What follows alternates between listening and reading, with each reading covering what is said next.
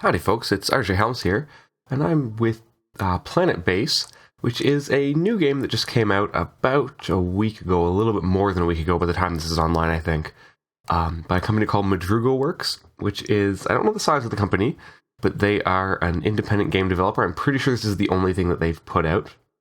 And I'm not going to do a full Let's Play series of this just yet, I might later, but I saw a bunch of interesting coverage of it on YouTube. I saw Pinstar did a great 5-episode series on it, which was what really got me interested. And I think a couple other people. I think I watched a couple reviews, and Quill18 might have done a couple episodes of it as well, I think. And I thought I'd check it out. So I picked it up yesterday, and I've played it for a little while now. I think I'm at about 6 hours in, and just thought I'd do a quick video of kind of my first impressions on playing this game. So I'm just going to load up to kind of show things while I talk. Going to load up the game that I've been playing. This has, I think, 3 or 4 hours, and it's a pretty successful base. So kind of, I think, good to show off a lot of what's going on in this game. So the basic premise of this game is it's like a base building and survival game when you're building a colony somewhere in outer space. Got a sandstorm detected, so that's a good thing to start with. I'm going to put on the yellow alert. And that stops people from going outside, which is useful when there is a sandstorm. Yeah, so you have a number of planets that you can play on. You start with just this one unlocked, which is the desert planet, which, as you can tell, looks a lot like Mars. I haven't played on any of the other planets, but there is kind of like an icy planet as well, I believe. And then a moon orbiting a gas giant, which is the hardest level. And so in a lot of ways, it is very similar to Banished as a game. You've got a trader here, for example, who doesn't have too much to offer me that I don't already have. If I bring up my own stats, I've got just what everything is to sell, so I'm just going to dismiss him. You have to be responsible for power generation, which is wind turbines and solar panels. You have to make sure your base has water. You've got some other facilities. And then there's a whole lot of things that you can do inside your base, which is all these individual pods, which are connected by the tunnels. It all kind of starts with your airlocks and oxygen generators, and then you have dormitories and cabins for sleeping. You have biodomes for growing food, a bunch of production and storage facilities. And it really is pretty compelling in a lot of ways. First thing that I want to say, the first piece of criticism I have with this game is the fact that these things are called biodomes.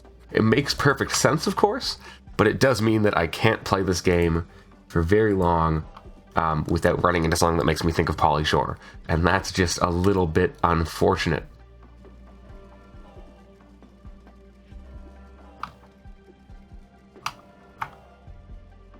So on top of the food production, you have your food production goes into these machines which make meals, which people will eat in your canteens. You also have to provide recreation facilities like these awesome hamster wheels. I believe this is a bar. No, that is also a canteen, but I do have a bar in here somewhere. Yes, this is one with drink makers. And you have mining facilities, and you have, of course, your production. So I have the processing plant produces metals and from the ore, and bioplastic, which is produced from starch that is grown by some of the plants in your biodomes, and then you can use those to produce all sorts of things. I believe here I have everything you can produce. So you can produce spare parts, which are used for building bots and repairing things. You have semiconductors, which are used also for building bots and a couple other things, and your armaments, because you do have intruders periodically, which you need to be able to defend against. Also over here, a monolith, which doesn't do much of anything except to give me prestige. I did that to unlock a milestone. That's how you unlock the later levels, is you have, I believe on each level there's 10 milestones that you can unlock. I think they're the same everywhere. Here they are. I've unlocked 8 of the 10, and when you unlocked 5 on the easiest level, you unlock the intermediate level, and then when you've unlocked 5 on that level, you unlock the most difficult one.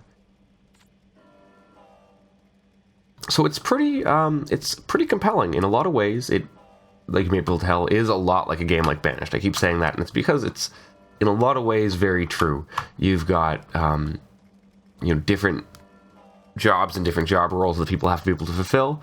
You've got to balance those with the work that is to be done in your base to ensure that you've got enough food, water, and oxygen. That's basically the bare minimum for survival. And then from there go on to kind of the bigger and better things of being able to produce robots, produce goods for trade. You can, of course, buy technologies. I believe there's the list here of the techs. So I don't have all of them. I have actually all but one of them. So you get the GM tomato and onion DNA, which is like buying seeds in Banished. You've got all these techs let you build new things, new types of bots, and these are all, I believe, just bigger types of buildings. This is going to be a colony ship. I'm not sure where that sandstorm is. You don't really know how long you have before it comes. It's my telescope that is telling me that it's come. That gave me that advanced warning, but I don't know exactly how much that advanced warning is. This laser here shoots down meteors. You do have meteors that are kind of crashing all around. This planet is supposed to be low meteors, so I'd hate to play on a planet with high meteors. Okay, there's the sandstorm. And in a lot of ways, this game is really, really unforgiving. That's one thing that is both really compelling about it, but also, to an extent, a criticism, is that failures cascade very, very, very quickly. The biggest problem that I've run into, and I had to reload this game a couple times because I actually would run out of power. Your power, of course, comes from solar panels and wind turbines. Solar panels only work when the sun is up. They don't work during sandstorms. You can see here that during these sandstorms, the solar panel is producing 0 kilowatts out of the maximum 80. But I do have surplus of power production because wind turbines work at full capacity during the sandstorm. That is this gauge here is the wind strength, and that rises and falls, and it can actually drop to totally nothing, which is realistic, I suppose. But it means that, if you have the wind drop to 0 at night, that means that your base is completely incapable of producing power, which is why you have these power collectors. But that can be very, very unforgiving. And I found that seems to be where the failure cascade starts. You have a couple times when the power goes out overnight. You can drop it down just to have only the essential buildings have power, which is basically just your outdoor buildings and your oxygen generator, so people won't suffocate. But then, because your production facilities are all neglected, they might eventually starve. And I had a game that went from about 100 people down to totally no one because of 2 or 3 nights where there was no power. I kind of learned my lesson, which is why I have all these power collectors. And that's a little bit... it's a good challenge. It does keep you on your toes when you're playing, but it means that when you walk that edge, it's very... Like I found, and so far from this little bit that I've played it, you fall down to... You can fall from a base that's pretty self-sufficient with tons of food and tons of surplus oxygen and so on and so forth, down to, total destruction in a very, very brief period of time. Another criticism is this dorm. I've had this happen a bunch of times, just keeps running out of oxygen, and I don't know why that's the case. I feel like it might be because it's too far from an oxygen generator, or maybe just because there's too many people in it. I'm not sure exactly why that keeps happening. It hasn't actually caused any consequences for my base, but if I go to my statistics, I can see I am making enough oxygen for 200 people, approximately, and there are 182 people in my base, so I don't understand why this dorm is running out of oxygen. It has happened on other ones as well, even back when I only had 1 dorm on the base, which I think was this one. I kept having that same problem. The other big critique that I've heard of this game, and I think to an extent I share it, is that there's not really too much to do after a certain point. The sandstorm's over, so I can turn off that bloody yellow alert. Like at this point, so this is, like I said, I've been playing for a couple of hours. I had a lot of that on the higher game speeds. You can speed up to 4 times and slow down to 1 time. So it's been a number of days. See here, it's day 64, so just over 2 in-game months. So it's not like it's a very small amount of gameplay. Oh, I've got an armed intruder. That's another interesting thing that happens. So I'm going to turn on the yellow alert again, just because that makes my guards and medics work kind of longer shifts, which won't be a problem for just 2 intruders, but might be for if there's more. I don't know if you get more. I've seen only 2 or 3, at least on this level. Maybe that's another thing that gets more difficult on the other levels. But my guards will hopefully start finding these guys and dealing with them. Oh yeah, there's some laser fire.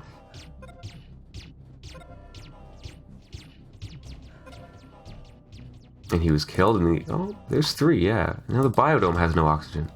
So maybe I do need more oxygen generation. It's just a little confusing because I'm not getting...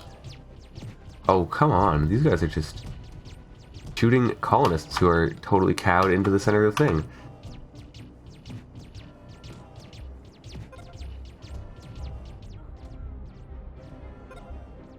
So while I wait for that to get dealt with, I haven't seen this quite happen. I'm going to build another oxygen generator. I won't actually be able to get it built because I'm under yellow alert. But build the bigger one, and I build things like this. You place the building down and you join it up with a connection to your existing base. Okay, what is going on?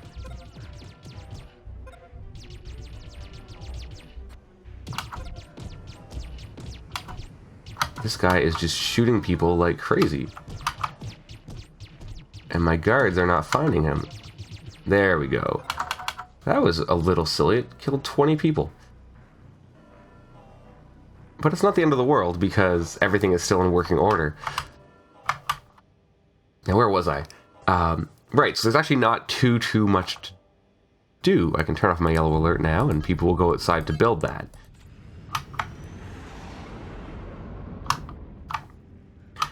So at this point, I've got pretty much every building built in this base. I've got every single one of these is built. Most of them... Actually, I'm pretty sure every single one of them has more than one. And I've got every one of these except for the signpost, which I don't know if it does anything, but just for completeness' sake, let's put one down. And so that's what I'm kind of challenged with, is I'm not sure what else to do here.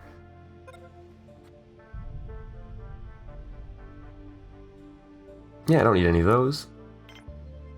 Like, to unlock the next 2 milestones, all I need to do is get up to 300 people, which at this point I don't think is too much of a challenge. And I have to wait for someone with, I believe it's the GM Onion DNA, which is useful to me to an extent, but like, it won't be a challenge to be able to afford it. I've got enough goods that I can absolutely buy it, no challenge. And then I'll have unlocked every milestone. I mean, there's probably some Steam achievements I could go for. And so it'd be nice to see there being a little bit more than just these, this being kind of the sum total of what there is to do. I don't really have any great suggestions, so I don't want to be too critical. And I'm sure it's going to be very different when I get onto the higher difficulty levels. On this level, oh yeah, I'm building some power collectors here, of course, because they are running a little low at night. On this level, once I had, I had a couple of false starts where I just didn't do very well when I had a very, very small number of colonists. And then, like I said, I had those a couple of hard times getting over this sort of cascading failure that came when I grew too quickly, mostly which was about running out of power was the biggest problem I had there, and I had a couple of false starts with that. Even on this base, I had to kind of save scum a couple times to get around that. But once I've gotten over those, I mean, this base is pretty easily self-sufficient. I just have to keep kind of building power facilities faster than I think I need them, and I have to make sure that I keep up on, you know, providing the essential services, the dorms, the canteens, and the food as my population grows. And I might need another security console or to up the number of guards that I have, because it seems like the intruders are getting a little bit more bold, and my guards weren't too good at dealing with that last one. They just shut up an entire dorm, which was pretty gruesome.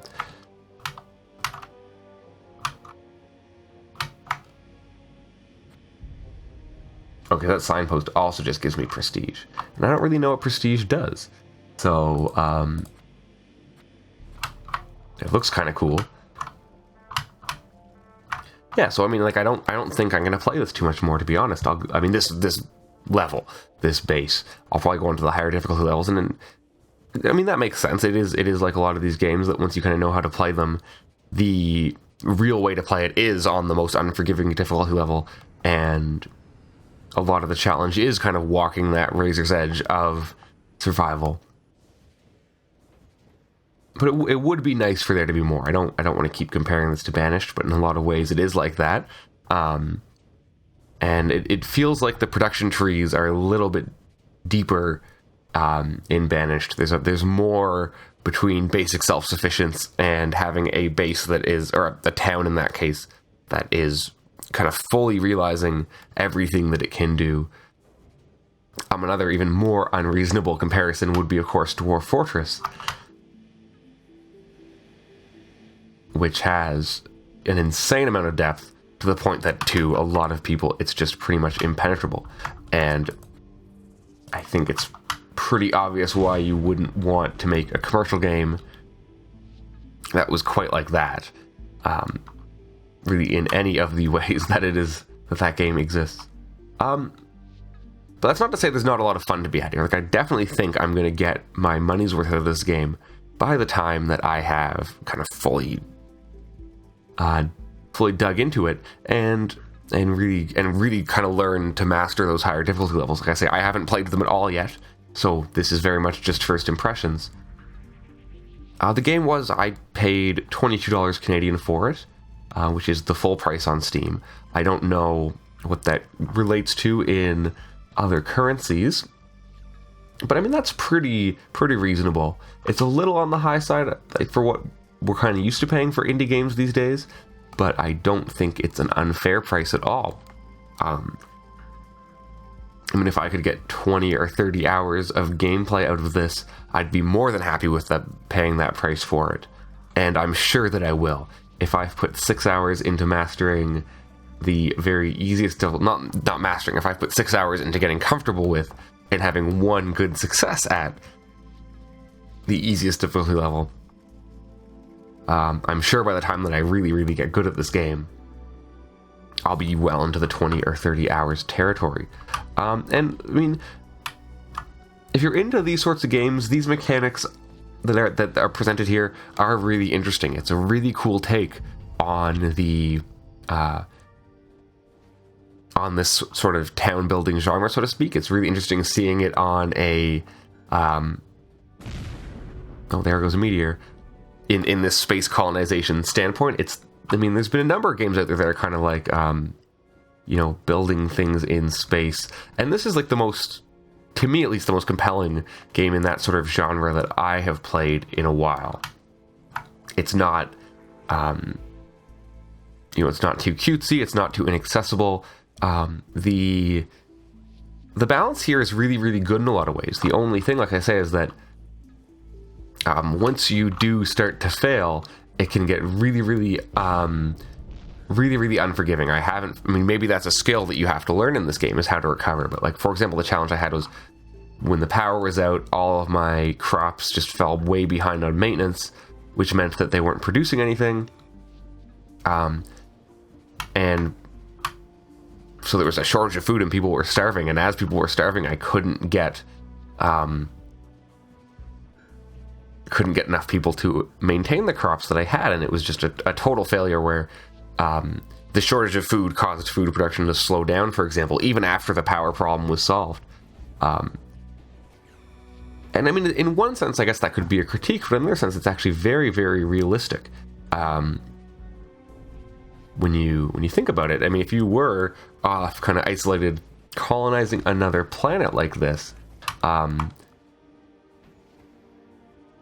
things would be very unforgiving like that. Kind of the failure modes of your base, there wouldn't be much in between, just a small problem that can be fixed by seeing it coming and dealing with it, and just total catastrophe. And that would be always kind of an ever-present risk. And so I think in that sense, it's actually pretty realistic the way that kind of failure can come down, especially once you have things like oxygen and power being in short supply. I mean, of course, when you're trying to live on Mars, if those things ran out, you wouldn't live very long. So, I guess it's a subjective thing, whether that's too hard or whether it's good balance and good challenge.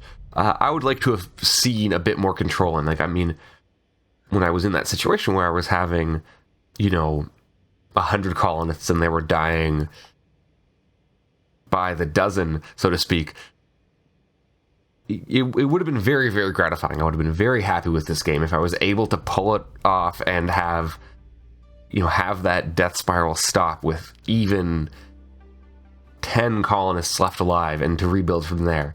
But it seems like for whatever reason, and once again, that's very much quite possibly just because I don't know what I am doing and I'm playing wrong, but it does seem like it has to do with the way the game is balanced.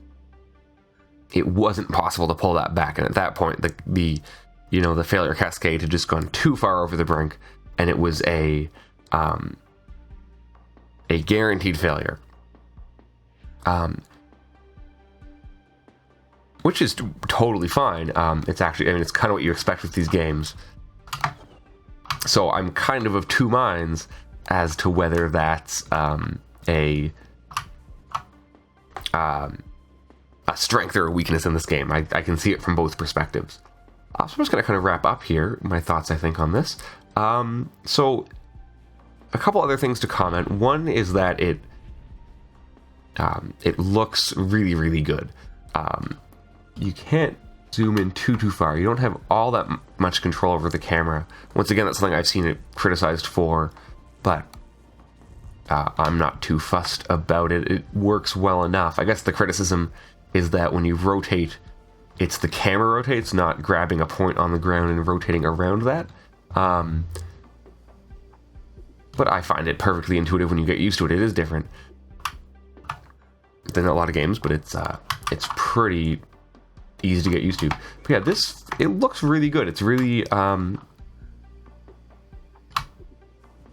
really cool aesthetic that very much does look futuristic and space colonizy, but has a really coherent visual style to it, which is really, really pleasant. And the sound effects and the soundtrack are pretty cool. I've definitely been enjoying it. It's nothing too overbearing. Those meteor impacts can kind of startle the crap out of you. But yeah, it all looks and sounds really, really good. So I guess to conclude, let's put it that way. It's not perfect. This game, there's definitely, like I say, the biggest thing is I would like to see there to be a bit more to it. A bit more depth, kind of the production trees and the technology side of things maybe go a little bit farther, because ideally, I mean, like I say, I've got this last milestone is to get to 300 colonists. That's doubling the size of my base at this point. And that's just going to be more of doing what I am doing here. I don't think there's going to be some crazy catastrophe that's going to make it really introduce a new challenge, for example. And so in that sense, it feels a little more casual, I guess is the word I'd use, than I would like to see, than I was kind of hoping for. But once again, that might be very different when I get to the other difficulty levels. But it is, you know, a indie game. I feel like it's put together by a pretty small team. I don't know that, but that's just my sense when I think of an indie game. And this certainly doesn't have any AAA backing or anything like that.